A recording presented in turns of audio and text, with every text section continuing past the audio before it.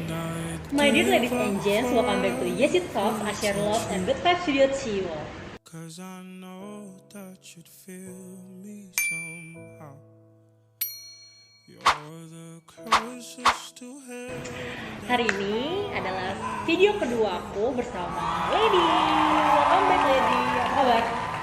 Baik, Baik. sehat. Oke, aku juga sehat. Nggak ditanya tapi. Oke, Lady tahu nggak sih kalau belakangan ini itu lagi ada isu hangat banget mengenai perselingkuhan dan KDRT ya, banyak banget ya. Gila sih. Nah, menurut Lady sendiri menanggapi kasus-kasus ini ada dari lokal bahkan sampai Hollywood juga iya ya, sampai internasional nih. Ada dari AL, inisial L, RA, RB, RD kayak gitu kan. Yang ladies and gentlemen semua juga tahu ya di rumah siapa. Oke, ngomong-ngomong nih Lady, selama kamu berpacaran, kamu pernah nggak sih punya pengalaman diselingkuhi atau mungkin selingkuh? Big no untuk selingkuh, tapi pernah diselingkuhi. Wow, pernah diselingkuh, gimana tuh rasanya? Sakitnya sakit lah pasti. Sakit ya? Banget. Kira-kira waktu pacar kamu ini selingkuh, itu kamu taunya bagaimana? Aku tahunya karena waktu itu papa nengok sama sahabat aku sendiri, mungkin dia jalan sama cewek lain. Ya mungkin itu menurut beberapa orang itu bukan selingkuh ya, tapi batasan di aku adalah itu selingkuh kalau tidak diberitahu ya. Iya betul. Ya. Jadi kalau misalkan hangout nih sama temen ceweknya, tapi sebelumnya kasih tau Lady, sayang aku mau hangout dulu nih sama si A gitu ya, itu kamu bolehin? kalau ada akunya, tapi kalau tidak ada akunya tetap aja tidak Kayaknya boleh. kalau rame-rame kali ya, sama teman-temannya yang ada cewek, ada cowok, rame-rame gitu. Ya kalau rame-rame bercampur gitu ada cewek cowok itu nggak apa-apa sebenarnya, tapi kalau dia cuma jalan sama cewek, terus kayak geng cewek-cewek ya itu menurut aku udah bukan sih. Oke. Jadi sebelum kamu pacaran sama pacar kamu ini, kamu udah melakukan penjajakan berapa lama? Pacar aku yang sekarang, Enggak, pacar kamu yang selingkuh itu. Kamu melakukan penjajakan berapa lama? aku kalau nggak salah ya, kalau ini nggak salah karena udah lama banget di waktu kejadian waktu SMA. Itu penjajakannya sekitar seminggu. Seminggu doang, terus Iya. dia tembak kamu langsung terima? Yes. Wow. Enggak, jadi gini, jadi dalam sebenarnya udah kenal lama nih. Oh, teman. Iya, udah maksudnya dia adik kelas, saya kakak kelas. Wow, udah ini berondong ya, ladies and gents. Iya, terus habis itu udah kenal nih kan, udah kenal sama dia. Tapi waktu itu dia posisi masih punya pacar, Dan waktu itu aku nggak tahu kalau dia punya pacar. Maksudnya kayak cuma sekedar tahu-tahu nama aja, cuman nggak tahu kalau dia tuh udah punya pacar waktu itu. Nah ternyata waktu ada masalah sama pacarnya dia deketin aku. Itulah yang aku dengar setelah aku putus dari dia. Nah, tapi setelah putus tuh tahunnya ya? Iya, setelah putus. Berarti kamu tuh bisa dibilang pelarian dong. Mungkin ya, aku juga tidak tahu. Pelarian, jadi selingkuhannya itu dia mencari yang nggak pelarian. Ya, aku kan itu Ada di juga luar ya? konteks, aku Nggak nggak tahu tahu. juga ya? Kecuali aku sudah tahu, mungkin aku akan mundur secara perlahan. Oke, nah kalau menurut kamu apa sih penyebab orang ini bisa selingkuh gitu? Kayak gini, sekarang ya sebelum saya. Action, Lady. Nah menurut kamu orang-orang yang selingkuh atau KDRT ini penyebabnya itu apa sih?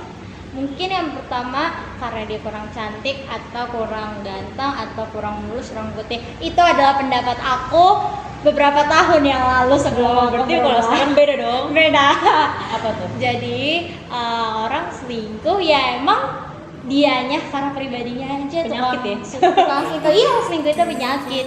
Gini loh, manusia itu pada dasarnya nggak pernah puas, entah cewek atau cowok pasti ada yang akan jadi lebih cantik daripada si pacar, akan ada yang jadi Akan ada lebih yang ganteng selalu dari ya, akan ada yang selalu lebih dari si pasangan kita. Berarti mungkin ya orang-orang yang selingkuh itu kurang bersyukur kali ya? Iya, kurang melihat ke bawah karena mereka selalu melihat ke atas. Ya kalau kita melihat ke atas terus, kita nggak akan pernah bersyukur.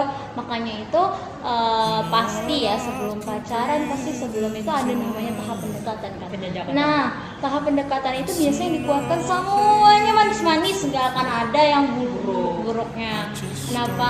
Pada saat itu coba deh tes gimana sih caranya dia pas menghadapi masalah. Ya, gimana sih caranya dia menghadapi masalah di saat kita tuh ada, maksudnya udah ada problem nih. Pas PDKT pasti ada aja dong cara kita si ceweknya nanya gimana nih cara kamu misalkan kayak gini. Pokoknya coba Saling mengenal.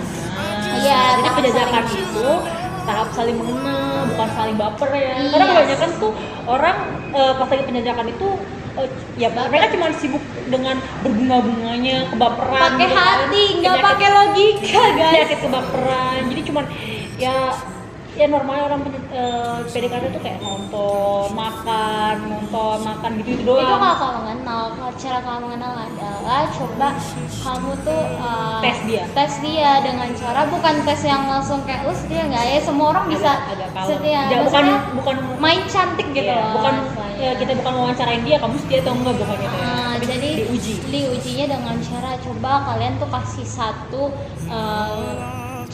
ada kasus, terus disitulah kasus itulah kita berdua berpikir tukar pikiran gimana cara dia menyelesaikan. Kalau cara menyelesaikannya aja cara yang kasusnya belum kelihatan aja dia nggak bisa kayak aduh udahlah nggak usah dipikirin kita jalan, nah itu red flag banget. Berarti bisa dibilang ada nggak andil penyebab dari pasangannya.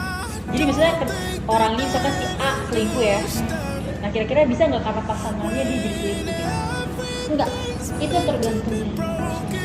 Balik lagi ke manusia. Kalau manusianya ya maksudnya kalau si pelaku ini memang selingkuh itu pada dasarnya habit dia. Nggak, balik lagi sama aku bilang akan ada yang lebih, akan ada yang kurang. Nah, tergantung lah dari kedua orang ini bisa nggak menerima, bisa nggak memperbaiki, bisa nggak mengkomunikasikannya dengan baik. Kalau dari penjelasan kamu tadi, berarti ketika kamu kemarin itu pacaran sama mantan kamu itu dan kamu putus akhirnya, kamu ada nggak rasa menyesal? Tidak sama sekali. Maksudnya menyesal bukan, maksudnya gini, kenapa sih aku harus kenal sama dia, kenapa sih aku harus pacaran sama Enggak, dia? aku nggak menyesal. Kenapa? Karena kalau nggak dari proses itu aku nggak akan belajar gimana Oke. cara aku melihat cowok yang suka selingkuh sama cowok yang Berarti nextnya kamu udah lebih cerdas ya, Yes. untuk memilih pasangan ya. Oke, berarti nggak ada sama sekali penyesalan. penyebab dari Oh iya, pasangannya. betul. Nggak ada dari penyebab dari aku. Atau Itu mungkin pure. atau mungkin kamu kurang perhatian kali jadi dia cari perhatian ke orang lain gitu, ke cewek lain. Itu adalah pemikiran aku beberapa tahun yang lalu.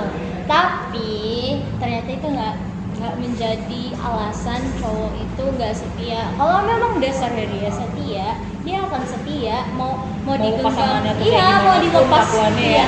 mau dilepas kayak apapun itu pasangan kita bakalan tetap setia. Tapi kalau mau dikurung kayak apapun, Kalau kayak memang dia- iya kalau memang dia nggak Wajar. setia, iya nggak akan setia karena pada dasarnya setia itu habit, bukan karena kesalahan pasangan atau kesalahan pada si cewek atau si cowok dan sebaliknya ya. Beda lagi misalkan ya si cowok itu sudah menemukan red flag tapi tidak dibenarkan untuk selingkuh. Artinya ketika si cowok atau si cewek sudah menemukan red flag pada pasangan masing-masing, pada pasangan masing-masing, red flagnya itu adalah mengkomunikasikan dengan baik. Saya ingin berakhir, lalu bisa lah cari lain. Berarti yang kamu lain. sebelum kamu pacaran dengan mantan kamu ini, kamu nggak pernah melihat red flag dari diri dia. Dia benar-benar menampilkan hal-hal yang baik aja Iya. ya. Jadi benar-benar kayak ketipu aja ya ini ya. Ya karena kan waktu itu masih SMA nih. Iya. Belum memakan asam manis kehidupan lah ibaratnya gitu ya. Oke ladies, berarti pas kamu tahu pacar kamu itu selingkuh, apa yang kamu lakukan? Aku waktu itu pas SMA inginnya bertemu tapi dia selalu menghindar, jadi tidak ada waktu untuk bertemu. Dia yang menghindar bukan saya. Ya Saya kan dia ketakutan, makanya dia menghindar. Nah, pada waktu itu tepatnya ketika anak-anak itu UN kita kan pulang, maksudnya masuk siang.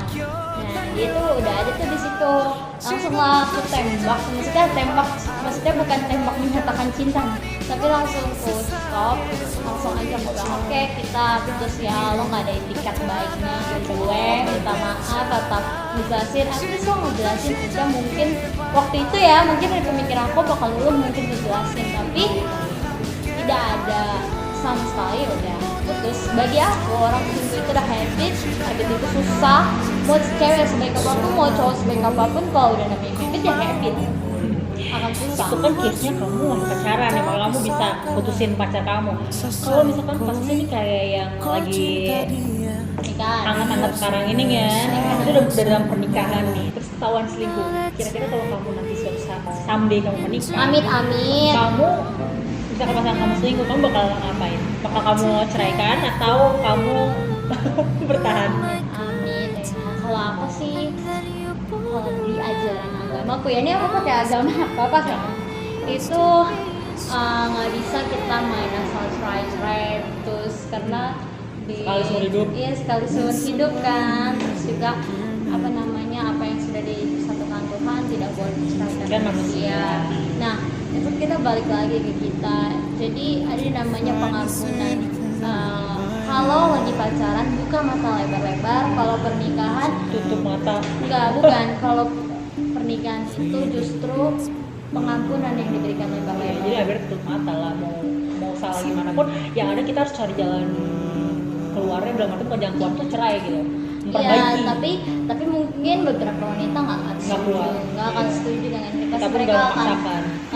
try gitu kan. Kalau di kita di agama khususnya itu nggak dibolehkan, karena yang seperti aku bilang tadi, apa yang sudah dipersatukan Tuhan tidak bisa diceraikan manusia, tidak boleh kan katanya. Ya udah, jadi gini, jadi waktu itu solusinya misalkan dia memang berbuat salah, ya udah kasih space, misalkan dia mau pergi, maksudnya bukan pergi nggak balik lagi, istilahnya kayak kasih waktu introspeksi diri dengan cara ya kamu misalkan saya di rumah saya, dia di rumah dia, atau di rumah orang tuanya, terserah bagaimana ceritanya seperti itu.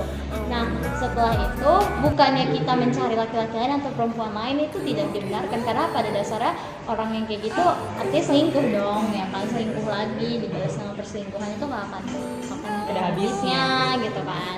Nah ya udah, jadi kalau kamu sudah memilih dia sebagai pasanganmu, atau ya laki-laki ini atau perempuan ini sudah sebagai pasanganmu, terima dia apa adanya sikap dia, kekurangan dan kelebihannya, dan ketika dia berbuat salah ya lakukanlah seperti itu. Dan ketika kamu sudah bisa memaafkan atau sudah bisa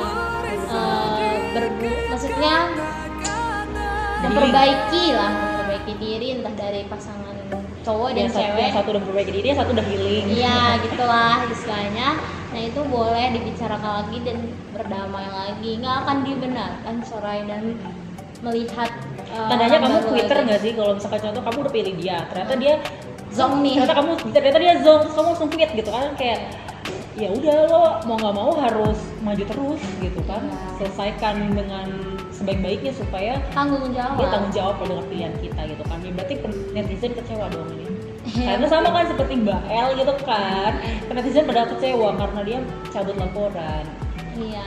Padahal kan sebenarnya Padahal apa yang nggak dia lakukan tuh sebenarnya, kalau aku sih pribadi aku setuju sih dia cabut laporan gitu. Kecuali sudah misalkan si pasangan, si cowok atau si cewek salah satunya meninggal ya, atau dipanggil, Ya, nah itu itu boleh, boleh. itu boleh menikah lagi, karena apa Nah, ya? masa kalaupun contohnya KDRT terus istrinya misalkan mati nih di luar KDRT, ya udah di penjara aja Iya, di suami. penjara. Tapi kalau selama si pasangannya, si istrinya ini masih mau menerima dan menerima kembali, dan suaminya juga mau memperbaiki kesalahannya, ya why not mereka bersama kembali ya kan?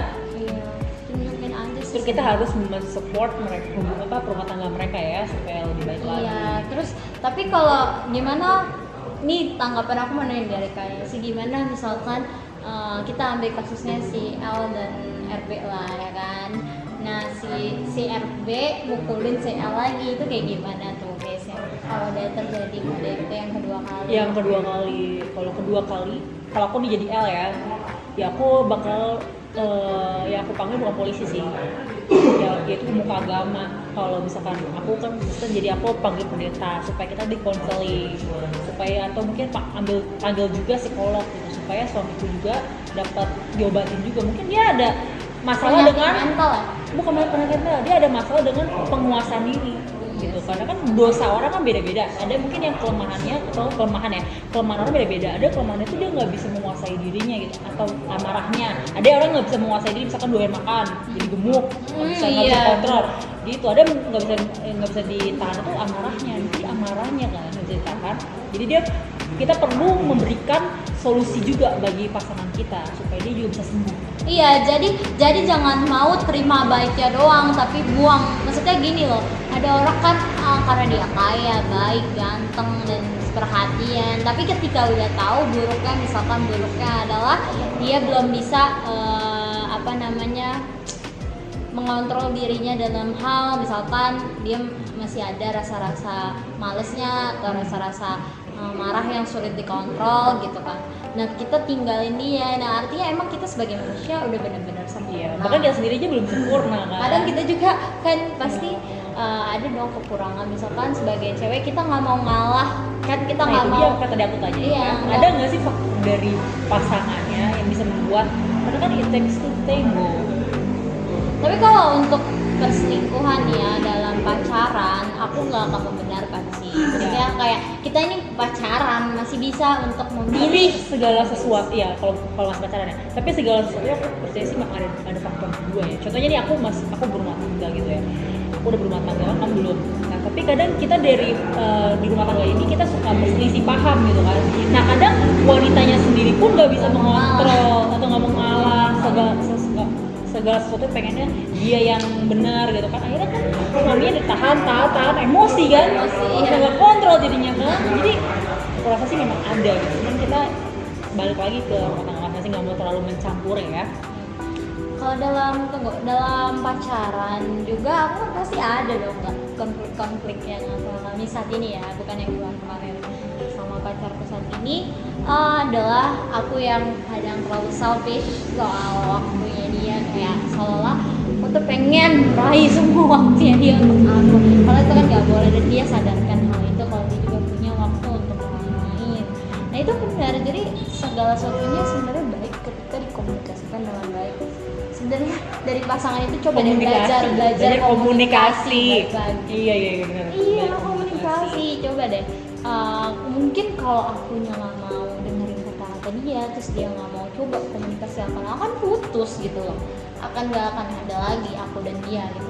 Tapi yang ada apa? Artinya improve, perbaikan lagi. Apapun masalahnya diomongin, apapun masalahnya dicari jalan keluarnya. Itu sebenarnya hubungan kuncinya di komunikasi. Ya, kebetulan juga kan aku kan lahir dari orang tua yang divorce ya kan. Nah kalau orang tua aku mungkin memilih jalan keluar adalah divorce. Tapi kalau aku pribadi, kalau kejadian contohnya suamiku selingkuh atau suamiku KDRT, aku berusaha maksimal mungkin aku nggak akan mau memilih jalan keluar yaitu divorce. Sebisa mungkin aku perbaiki, aku ada pertahankan karena ya itu udah pilihan aku gitu kan. Oke. Untuk lady, ada nggak pesan untuk ladies and gents di rumah terkait dengan pembahasan kita hari ini, yaitu mengenai perselingkuhan dan KDRT? Kalau masih mungkin mereka ada yang masih di dalam hubungan pacaran atau mungkin saat ini dalam hubungan pernikahan.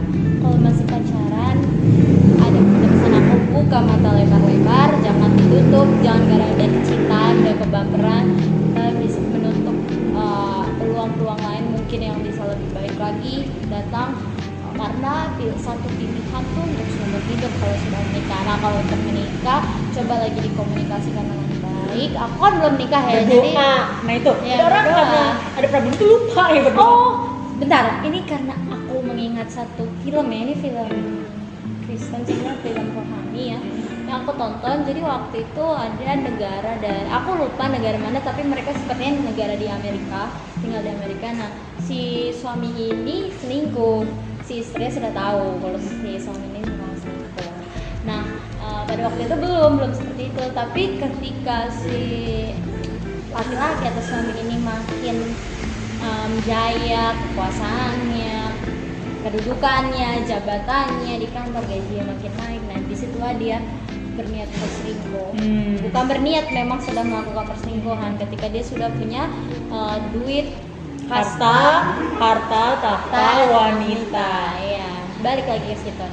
Nah terus apa yang dilakukan wanita itu berdoa, minta pertolongan dari Tuhan, minta pertolongan dari Allah juga. Kalau gimana caranya saya melakukan ini, saya ingin menyelamatkan pernikahan saya, rumah tangga saya. Ini film ya, film beneran. Bukan malah curhat sama orang. Iya, ya. bukan kadang curhat sama orang. Kadang kasih sarannya tuh orang bisa suka salah. Iya, ya kan? betul. Dia curhatnya sama Tuhan, dia pokoknya bener-bener berdoa lah. Lalu dia tuliskan kebaikan si suami itu di buku, dan dia tempelkan itu di dinding. Nah terus lalu dia tempelkan foto-foto saat mereka masih baik-baik saja. Lalu dia berdoa, lalu dia bilang, saya yakin kuasa Tuhan akan menang lawan iblis ini. Maksudnya si godaan iblis ini, saya yakin suami saya akan kembali lagi. Dan emang nggak langsung kembali. Nah pada saat itu Tuhan membuka jalan buat si cewek ini, ya buat si wanita ini. Tiba-tiba dia dituduh korupsi, dan memang ternyata dia korupsian. Tuduh, dan akhirnya wanita-wanita yang ada di dia pergi dong. Lalu dia jadi gampang marah karena mungkin ada beban hutang dan segala macamnya. Lalu dia pulang ke rumah, lalu dia melihat istrinya gitu kan, kok si istri nggak marah ya, padahal dia tahu saya selingkuh. Kok si istri diam, dia diam aja, dia malah seperti biasa, kayak nggak ada apa-apa gitu ya. Nggak ada apa-apa, malah tetap diperhatikan, tetap dirawat, disayangi gitu kan, tetap kasih perhatian waktu si suami. Dan di situ si suami mau marah juga nggak bisa karena si istrinya nggak marah-marah ke dia saat itu. Lalu dia masuk ke ruangan itu, si istri tempat nulis yang perbuatan baiknya si suami. Lalu dia di situ sadar kalau dia sudah bertobat dong ya. Iya, bertobat, tapi ya tetap aja efek dari selingkuh, dan itu kekuasaan, harta, jabatan dia diambil sama Tuhan. Karena memang pada dasarnya ketika kita sudah menikah itu kita sudah menjadi satu. Jadi pasangan kita itu udah ibaratnya dia bukan musuh kita. Jadi ketika dia misalkan berselingkuh terus kita benci, jangan kita benci, karena yang kita benci itu adalah dosanya. Bukan suami kita, orangnya. Jadi kita harus kasihan sebenarnya kita kasihan sama dia, sudah jatuh ke dalam dosa gitu kan. Kalah terhadap itu sih mungkin kalau dari pernikahan bisa diambil dari film tersebut. Film yang aku ceritakan tadi itu udah kronologi terjelasnya ya, karena aku sendiri nontonnya sampai bercucuran air mata. Gila, parah banget si wanita ini, keren caranya dia. Jadi nggak dengan cara marah-marah atau menyalahkan. Berkelas ya? Iya, berkelas banget. Bukan dengan cara marah atau menyalahkan, tapi dia ngadu sama Tuhan, lalu dia tulis semua kebaikan si suami, dan itulah yang buat si suami terharu. Wow, good insight banget ya dari Lady ya. Thank you so much Lady untuk vlog kali ini bareng aku lagi, dan semoga ladies and gents di rumah juga mendapatkan insight dan advice yang luar biasa juga dari vlog hari ini, dan kita berjumpa di vlog selanjutnya. See you in the next video. Bye.